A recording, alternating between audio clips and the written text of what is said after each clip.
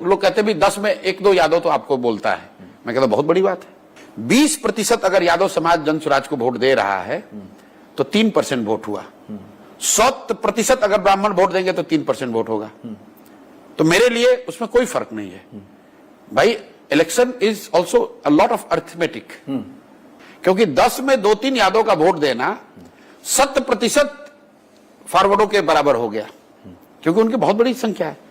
तो जनसुराज को कोई एक जाति विशेष वोट नहीं दे रहा है, सारे वर्गों में दे रहा है। अब आपके सवाल पर आता हूं कि इंक्रीमेंटली किसका वोट पहले कटेगा।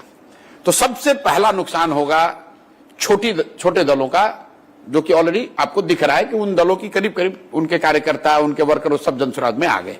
उनकी कोई चर्चा नहीं है, बस एक चर्चा है आरजेडी लेड अलायंस, एक चर्चा है बीजेपी जदयू, और तीसरा है जनसुराज। वो ऑलरेडी हो गया। नेक्स्ट जो हिट होगा वो होगा जदयू को। उसके वर्कर, समर्थक, वोटर सबसे बड़ी संख्या में जनसुराज की ओर आएंगे।